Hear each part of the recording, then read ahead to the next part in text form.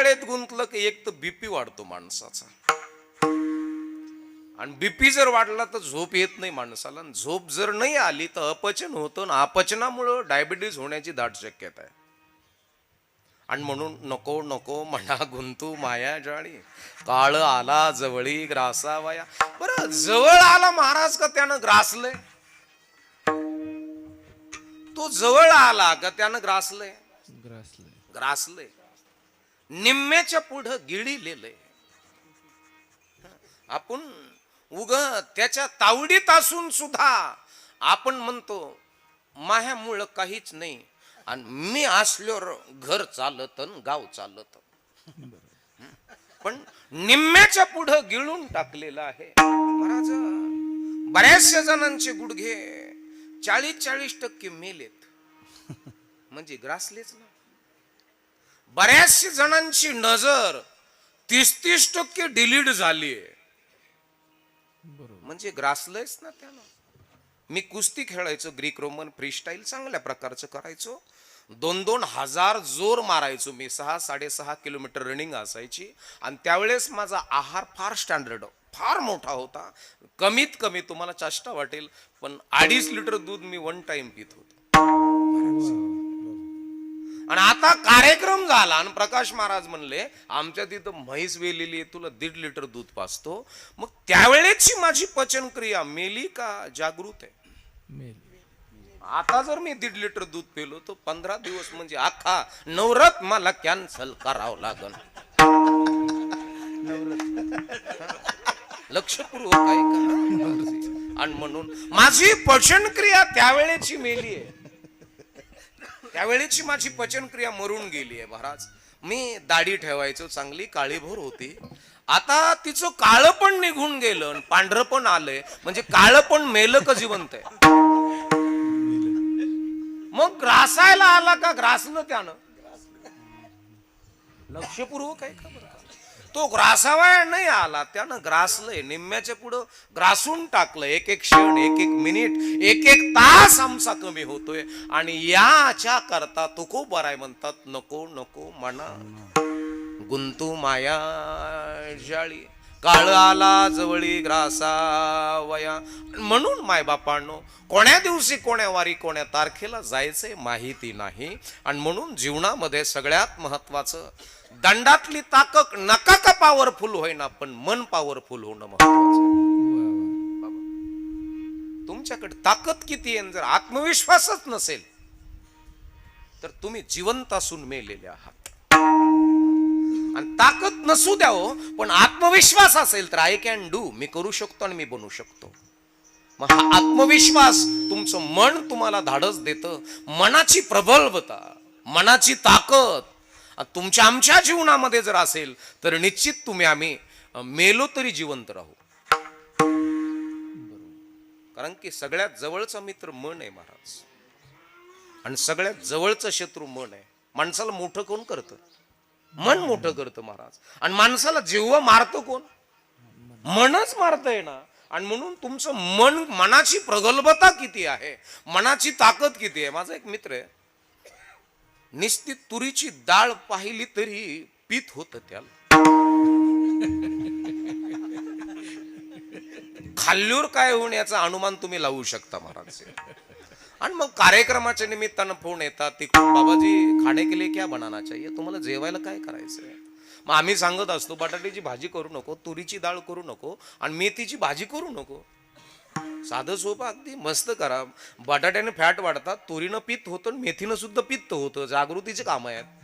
आणि इकडे जर सांगितलं सहज तर महाराज जेवायला बसलून जर वाढलं आणि तो मित्र जर हात धुवायला गेला ना, माऊली गुरुजी, आणि ते मावशी जर वाढायला लागले तर मी सहज म्हणतो डाळ कशाची आहे, आणि मग ती सांगती बाबा माया डोक्या माग शिनिता. झालं काय तुला? आबा थोरली सून बालवाडीची मास्तरीने तिला 3200 रुपये महिना आणि 16,000ची शायनिंग हानती. आणि माणूस बोलायला गेलं का भांड्या आपटीची. म्हणलं तुझ्या तुझ्या सुनाचा आणि डाळीचा काय संबंध आहे ते म्हणे डोक्यात राहिलं नाही असं. आणि म्हणून तिनं मुगाच्या ऐवजी तुरीची केली. पण ज्यानं तुरीची डाळ पाहिल्यानंतर पित्त होतं त्याला खाल्ल्यावर किती त्रास होत असेल याचा अंदाज लावा तुम्ही. तो हात धुवायला बाहेर गेला आणि मी विचारलं कशाची आहे, ते म्हणले तुरीची आहे. आता म्हणलं मस्त तुरीची केली पण आता वाढताना मुगाची म्हणून वाढ. तो गडी हात धुवून आला. विचारलं आई, म्हणलं काय रे बाळा डाळ कशाची आहे. त्या आईनं सांगितलं तुझ्यासाठी मुगाची आणली दुकानातून. खाल्ली तुरीची पण समजून खाल्ली मुगाची. ज्यानं तुरीची डाळ बघितल्यानंतर पित्ताचा आजार उद्भवत होता त्यानं चुरून खाल्ली तरी काही झालं नाही. हे मान्य कोणी केले महाराज? मनाने. तुमचं मनाची प्रगल्भता किती आहे याच्यावर तुमचं आयुष्य आहे. तुमचं आयुष्य, तुमचं प्रेझेंटेशन, तुमची बुद्धी किती स्मार्ट आहे, तुमचं मन किती स्मार्ट आहे. आणि ह्या मनाला दिग्दर्शन तुकोबराय करतात. विठ्ठल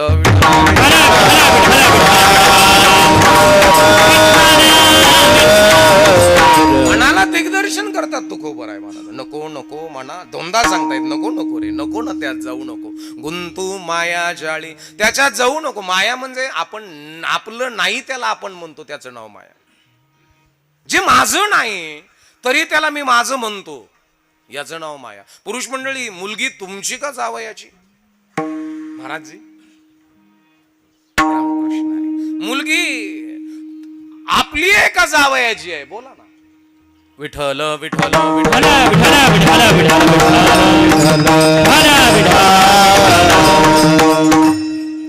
मुलगी कुणाची आहे?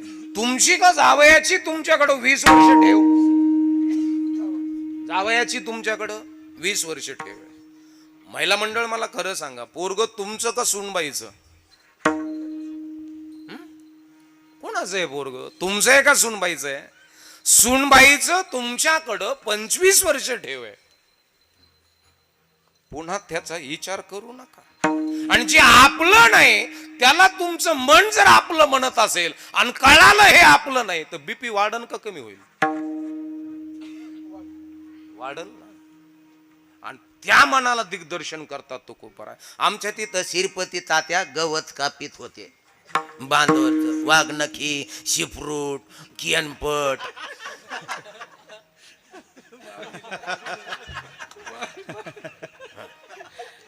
आणि कापता कापता श्रीपती तात्याची मंडळी गंगूबाई ती ओरडली, आबाय ऊन झालेलं आहे, म्हातारा माणूस, आणि जर असं पितर पाटातलं ऊन लागलं तर भोंडा येऊन पाडतान माग या.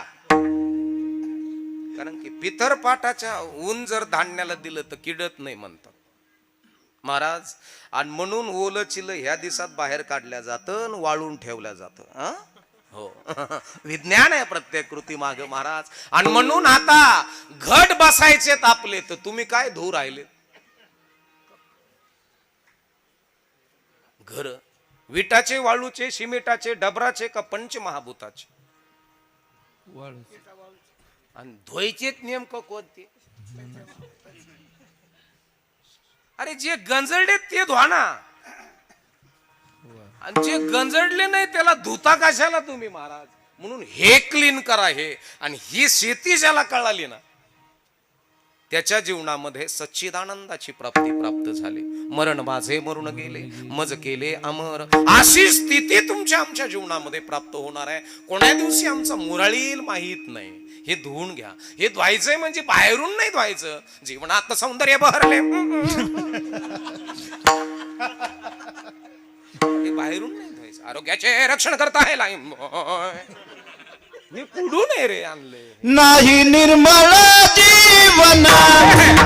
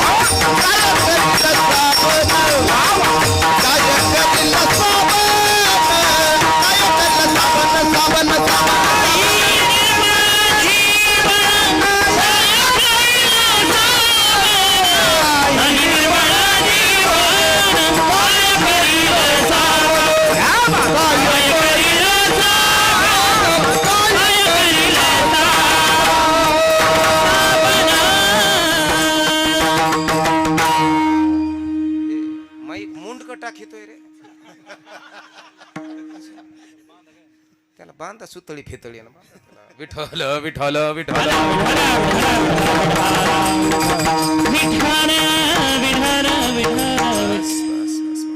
नाही निर्मळ जीवन काय करील साबण. बाह्य स्वरूपाने धुवायचं नाही, अंत स्वरूपाने धुवायचंय मायबापांनो. आणि म्हणून मनाला दिग्दर्शन केले, नको नको मना गुंतू माया जाळी. मन आहे महाराज. माणसाला मोठं करायला सगळ्यात मोठं कारणीभूत काय असेल तर मन आहे. आणि माणसाला डिलीट करायला कारणीभूत काय असेल तर मन आहे महाराज. संपवायला लावायला तुमचं मन आहे. आणि म्हणून मन किती प्रगल्भ आहे, मन किती शार्प आहे, मनाची शुद्धता किती आहे. नाही तर काही काही जिवंत असून मेलेले आहेत. काही काही मला सांगतात महाराज काय त्यांच्या जवळ जाऊ नका का, ते एकलकोंड त्याचं मन मेलेलं आहे, ते तुम्हाला शा द्यायला बसलं. ज्याचे मन मेलेले आहेत ते कधी फ्रेश नाहीत महाराज. गुंगल्यावानी बसत.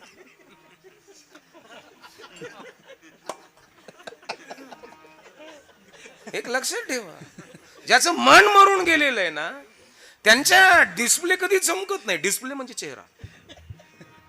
ह्या डिस्प्लेचा ब्राईटनेस हे फार महत्वाचं आहे महाराज. तुमच्याकडे प्रॉपर्टी किती आहे, तुमच्या बुद्धीचं वैभव किती स्टँडर्ड आहे, तुमची बुद्धी किती स्मार्ट आहे, तुमचं मन किती आनंद देतंय तुम्हाला, पॉझिटिव्हिटी किती आहे तुमच्या जीवनामध्ये. आम्ही मित्र होतो महाराज आश्रमामध्ये. मी लवकर निघून आलो आणि त्यातल्या 2 जणांनी आता 1-2 वर्षापूर्वी आश्रम सोडला. पण सोडल्यानंतर गुरूंसमोर शब्द दिला की आजीवन ब्रह्मचर्य व्रताचं पालन करणार आहोत. आजीवन. स्त्रीची सावली सुद्धा अंगावर पडू देणार नाही, स्त्रीच्या हातचं सुद्धा खाणार नाही. आणि असं त्यांनी प्रण केला, प्रतिज्ञा केली गुरुसमोर महाराज. तिथली आश्रमातली माती पवित्र उचलली, कपाळाला लावलीन, झोळीत टाकलीन. दोघंही तरुण, तरणे बाण, बलदंड बाहू, पृष्ठ बैलासारखे खांदे, पिळदार मिशा, काळेभोर डोळे आहेत महाराज. आणि असे पांढरं शुभ्र वस्त्र परिधान करून उघड बंब शरीर, शरीराला देहाला झाकण्याकरता उपरण खाली धोतर घातलेलं. जणू काय सूर्याचे 2 तुकडे भूमंडलावर गळून पडले की काय एवढं तेज होतं. आणि महाराज, आणि त्याच वेळेस असं जात असताना, चालत असताना एवढा आनंद त्यांच्या जीवनामध्ये होता. काही अंतर चालून गेले, 10 किलोमीटर. एक भली मोठी नदीचं पात्र लागलं, 100 फूट रुंदीचं. असं पलीकडे जायचंय. आता यांना अशक्य काय आहे ते, जो गुरुग्रही शिकला त्याला अशक्य काय आहे. आत्मविश्वास त्याच्या जीवनामध्ये असा ठासून ठासून भरलेला आहे गुरूंनी. आणि मग त्यांनी काय केलं, खांद्यावरच उपरणं कमरेला बांधलं.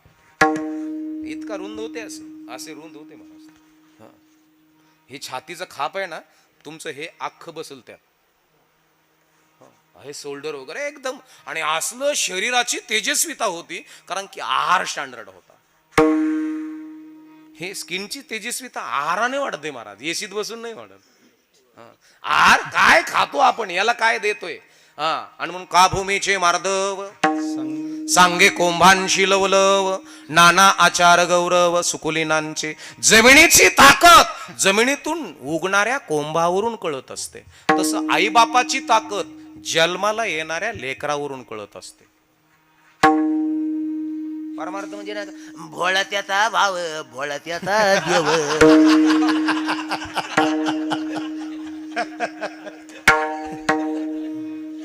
परमार्थ म्हणजे मूर्खाचा, नालायकाचा, बावळाटाचा नाहीये बरं का.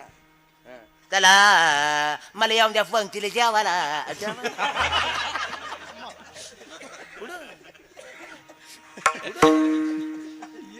महाराज नाही, परमार्थ मूर्खाचा नाहीच आहे. आणि एक लक्षात ठेव, जो परमार्थात आहे ना त्याला ज्ञान, विज्ञान, प्रज्ञान, फिलॉसॉफी, तत्वज्ञान याचं संपूर्ण ज्ञान होत असतं. समजायचं परिपक्वता आली वारकऱ्याची. वारकरी म्हणजे तुका म्हणे कस जसं असन तस.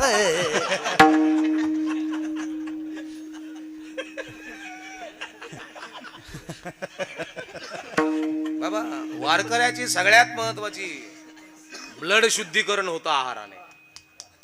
आणि आहारानं ब्लड शुद्धीकरण झालं तर विचार प्रणाली स्टँडर्ड होती वारकऱ्याची.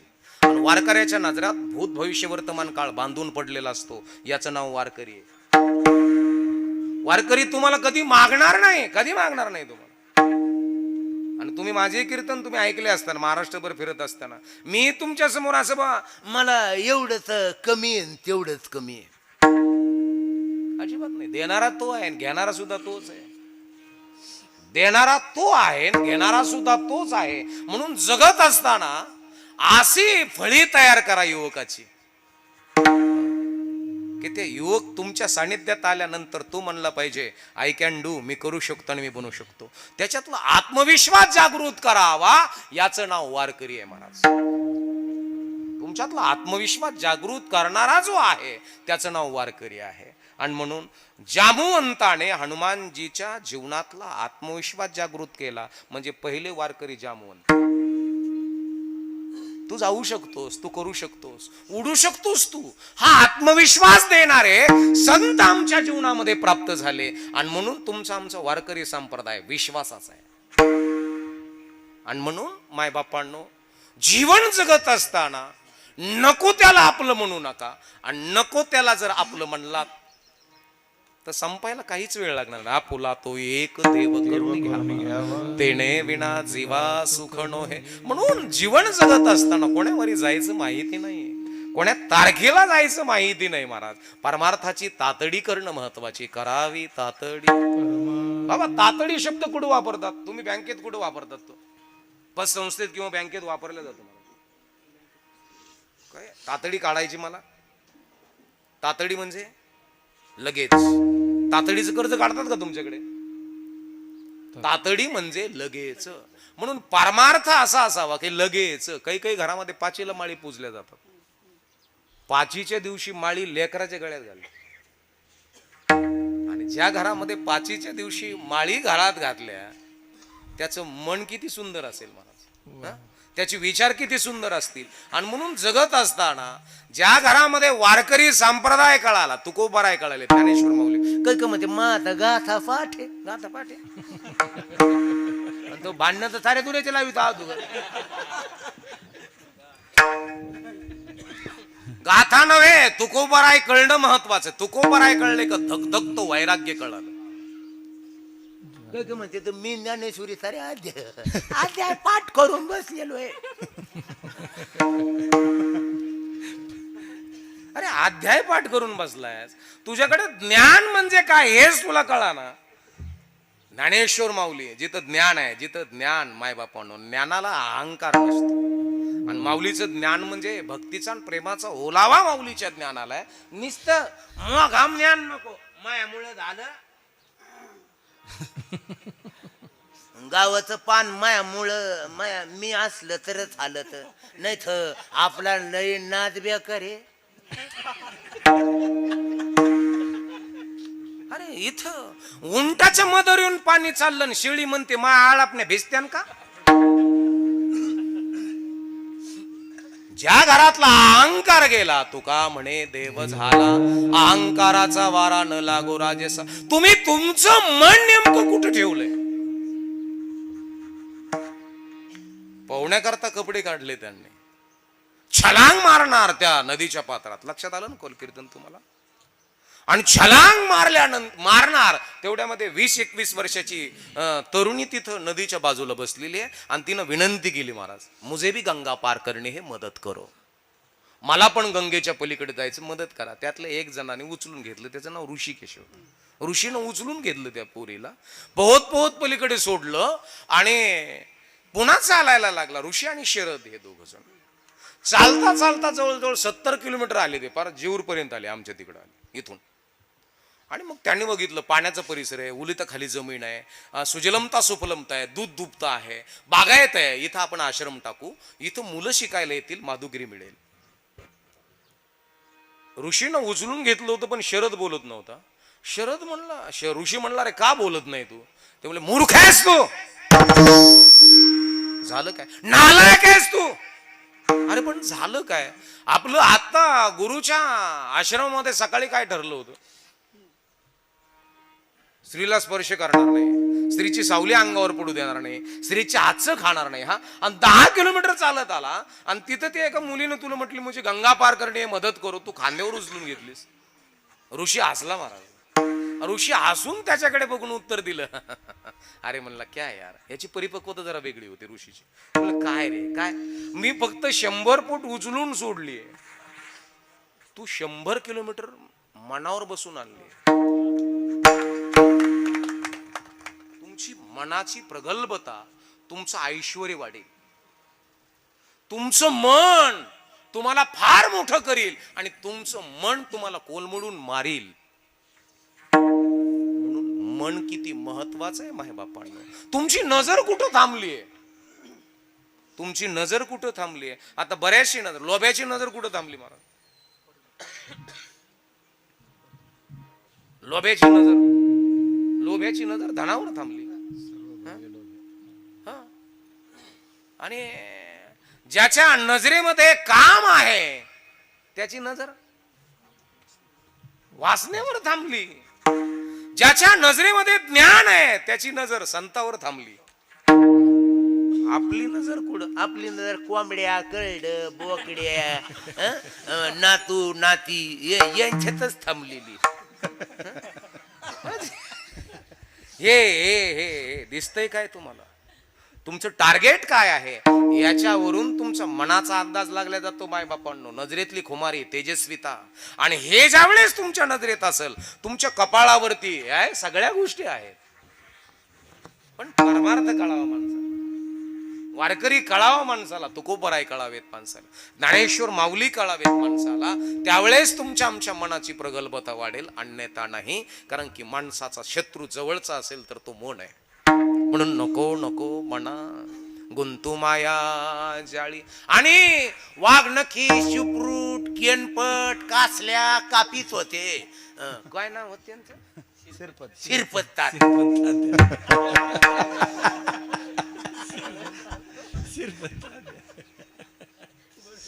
नाही, आपलं कीर्तन तिकडे चालू, तिथून इथं आलं. हा हा माऊली ना, म्हणलं मी कुठं पुजून आलंय ते. विठ्ठल विठ्ठल.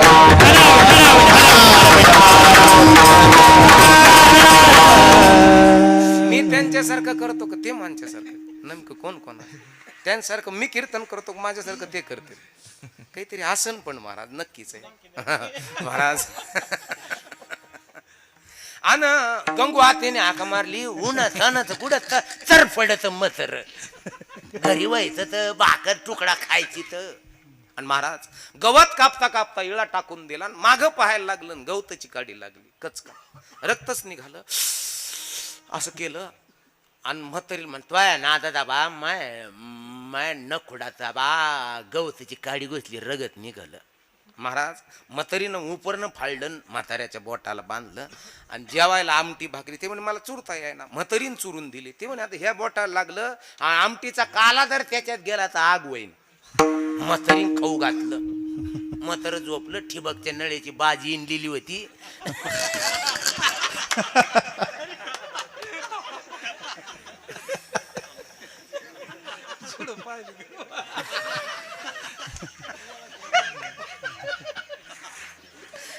आंब्याखाली ओढीत नेली, त्याला कळड बांधले आणि झोपलं तिथं. जी 3ला उठलं का आणि त्याने ते पलीकडच्या हुसहुसेच्या बांधवर गवत कापून ठेवलं सकाळी आणि ते आणायला गेलं बारदाना घेऊन आणि असं गवत उचली तर त्याच्यापासून 10 फूट नाग होता. असं नागणे असं तिने गवतच टाकून दिलं आणि पळत गेलं. म्हातारीला म्हणला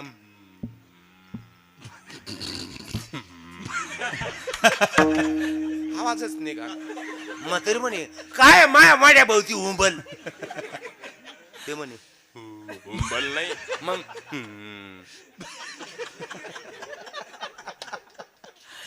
आठव्या मिनिटाला म्हाताऱ्याच्या तोंडाला फेस आला आणि म्हातार मेलं. बाबा त्याला डसला का दिसला? दिसला. पण मनाने अशी कच खाल्ली. सकाळी हे तर किरकुड नसन डसला आपल्याला. महाराज तुमचं मन किती स्टँडर्ड आहे, याच्यावर तुम्ही जगतायत. याच्यावर एखाद्याचं मन जर कुचका असेल, एखाद्या स्त्रीचं मन कुचका असेल तर पुरुषाबद्दल संशय घ्यायला कारणीभूत मन आहे. आणि एखाद्या पुरुषाचं मन जर हलका असेल तर आपल्या पत्नीबद्दल त्याच्या मनामध्ये संशय यायला काहीच वेळ लागणार नाही. आणि मनात जर पती पत्नीचा एकामेकाबद्दल जर संशय असेल तर प्रपंच मोठा होणार नाही. हे लक्षात ठेवा. तुम्ही किती कीर्तनात तुळस घेऊन उभा राहिल्या, किंवा तुम्ही किती झेंडे घेऊन वाऱ्या केल्या.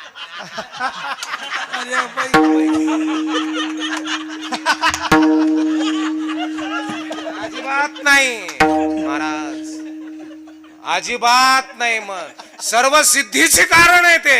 मन करारे प्रसन्न,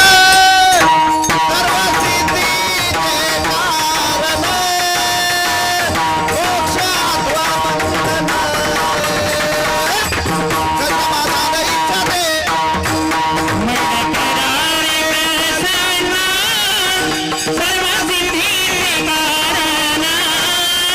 मोक्षात वा बंधन, समाधान इच्छा दे. मन करारे प्रसन्न. आणि मनाची प्रसन्नता, तुमच्या घराची प्रसन्नता नाही. तुम्ही 150 रुपयाचा अगरबत्ती पुडा आणला, निचा सारा तरी ओवळून लावला ना. आणि तुम्ही किती भारी सेंट लागला आणि कांजीचे कपडे घातले, पण मन जर मेलेलं असेल तर तुमचं तोंड मरक दिसत. बाबा मन फार महत्वाचं आहे. मन फार महत्व. आमच्या काही काही वारकऱ्याकडे पैसे नाहीत, पण कोट्यावधी रुपयांचा चेहऱ्याच्या, त्याचे कोट्यावधी रुपयाचं सुख त्याच्या चेहऱ्यावर आहे. मनामुळं प्राप्त झालं त्याला, मनामुळं प्राप्त. असे काही महात्मे आहेत, तुम्ही बघा, तुम्ही काही नाही त्यांच्याकडे, पण एखाद्या कारखानदाराशी जरी बसवा त्यांना महाराज, कोणाच्या चेहऱ्यावर सुख ओसंडून होईल माहिती आहे का तुम्हाला? जो योगी आहे, जो साधक आहे, जो साधना करतो, त्यानं जितेंद्रियम मनोजवम, ज्याने मनाला जिंकलंय, त्याच्या चेहऱ्यावरून महाराज सुख वाहत. त्याचं मरण मरून गेलेलं असतं. अवघी चिंता वारली. आम्हाला रोजच चिंता आहे. रोजच आहे महाराज. एक लक्षात ठेवा, नुसतं माऊलीचे ओव्या तर आहेत आमच्याकडे, ज्ञानेश्वरी आहेच, पण माऊलीचं ऑथेंटिक चरित्र किती आनंद देणार आहे. माऊलीसारखं दुःख आपल्या जीवनात आहे का आता? आवडे महाराज, गुरुजी, कापसे महाराज, बाबा, माऊली इतकं दुःख आपल्या जीवनात आहे? अजिबात नाही. तुकोबारा इतकं. आताच्या महाराजात जर तुकोबारा इतका जर छळ केलाच, महाराज एका रूमण्यात का त्याचा मेंदू बाहेर काढ.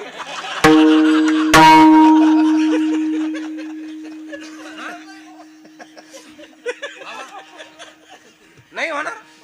मग तुकोबारायला डोकं फुटूस तर मारलं मंबाजी बुवानं, तरी संध्याकाळी वेळी तुकोबाराय म्हणले, मंबाजी बुवा तुम्ही कीर्तनाला नाही ना, आता मजा येत नाही. किती मन मोठं आहे मला.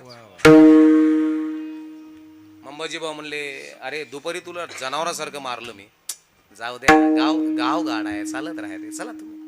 किती मनाची मोठेपणा आहे मनाचा. आणि हा मनाचा मोठेपणा उगाच येत नाही महाराज, हा पैशाने विकत घेता येत नाही. हे संत कळाल्यानंतर मनाचा मोठेपणा ऑटोमॅटिकली डाउनलोड होत असतो. आणि हा डाउनलोड होण्याकरता आमची संगत, आमची पंगत, आमची रंगत, आमचं जगणं, आमचं राहणं, आमचं खाणं, आमचं पिणं, आमचा राहण्याचा परिसर, हा फार महत्वाचा. ज्यादा इवळणाऱ्या लोकात बी लावू नका. आता तुम्ही समजा गुरुजी गाडीतून आले, भारी कपडे घातले, गायन चांगलं केलं, आणि एखादर मित्र तुमचं बरं आहे पो,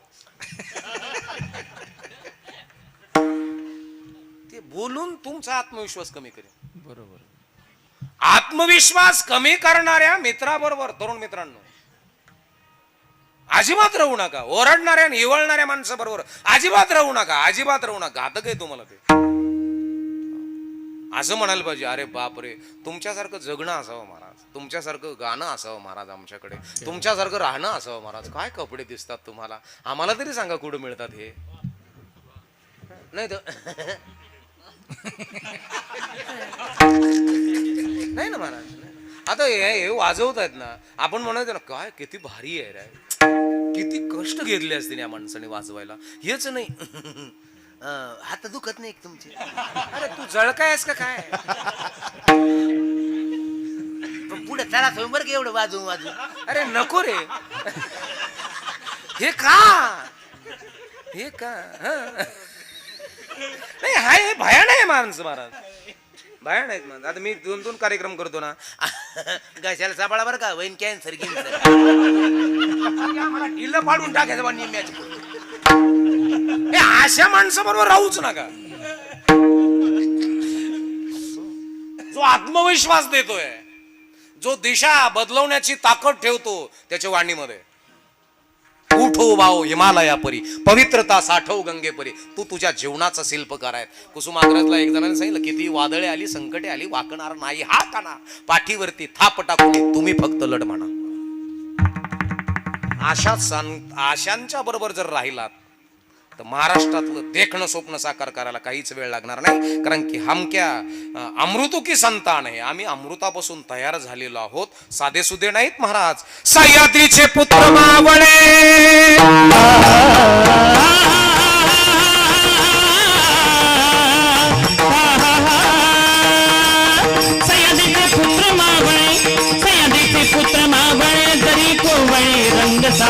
वाहती प्राण शिव खातिर, वाहती प्राण शिव खातिर, वाहती प्राण शिव खातिर. 16 वर्षाचा होता महादेव अकासुर छत्रपती हलगर्जी, अकासुर छत्रपती हलगर्जी, अकासुर छत्रपती हलगर्जी. धन्य शिवाजीश्वर, धन्य शिवाजीश्वर, पराक्रमी थोर केले गरजर. पाजुनी पाणी दुष्ट गणिमात, पाजुनी पाणी दुष्ट गणिमान, पाजुणी पाणी दुष्ट गणिमान.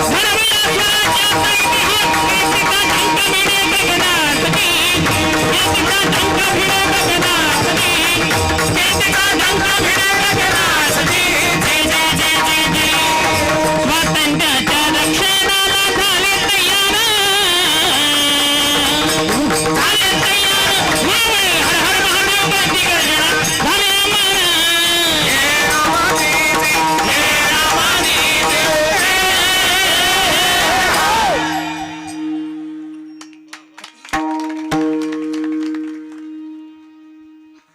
चांगले मावळे निवडिले का, येऊन येऊन येणार कोण,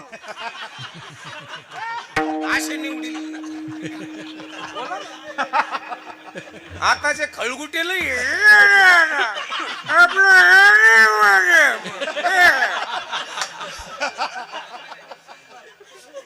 हुपलेस पोरं जन्माला आले, हुपलेस. याच्याकरता बापाचा DNA फार स्टँडर्ड लागतो महाराज. बापाचा DNA, बापाचे शुक्राणू, बापाचा पिंड हा फार स्टँडर्ड लागतो. घर किती मोठं आहे याच्याही पेक्षा घरामध्ये नियोजन किती चांगलं आहे, आहाराचं, संगतीचं आणि पंक्तीचं, तर ते घर आहे महाराज. नाहीतर नाहीये. सगळी उपलेच पोरं जर जन्माला घातले, आता 70% पोरं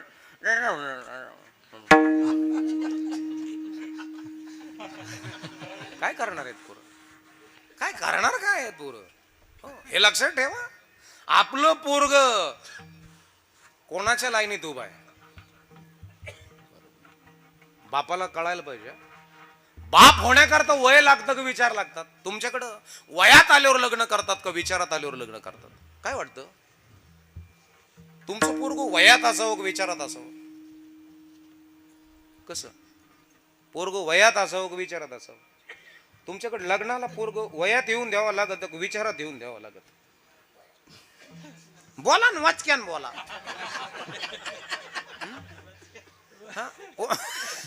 बरेच जण म्हणतात मला, बरं का माऊली, आमचं पोरग मग डंडळाची कंडळ आहे वा, पहा त्याला एखादी सोयरीक.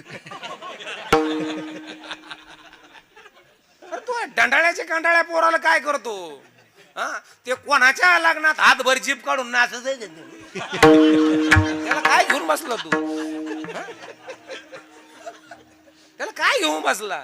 त्याला गाद्याना पाद्या घेणं देणं कंदील लावून येणं आणि येड्याच्या खिशाला 3-3 पेन.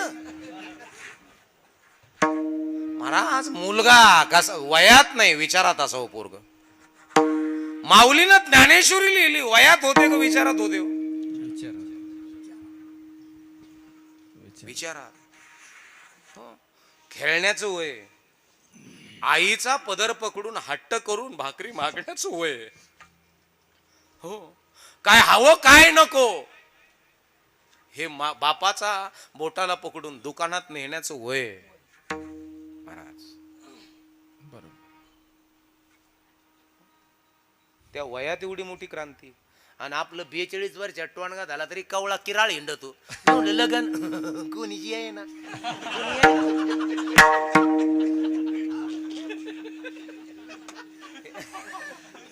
तुमच्या प्रॉपर्टीला, तुमच्या पंपाला, तुमच्या गुंठ्याला कोणी चिरीत नाही. तुमच्या बापानी चाड्यात मूठ कशी धरली कळतंय ना. चाड कळतंय ना. चाड्यात मूठ कशी धरली. ज्या बापाला, ज्या आजाला पेरता आलं त्या बापाचं उतरलं महाराज. आणि ज्या बापाचं चांगलं उतरलं त्याच्या लेकाचं सुद्धा आनंदाची प्राप्ती प्राप्त झाली. ज्याला पेरताच येत नाही, ज्याला चाड्याच्या नाड्याच काळा ना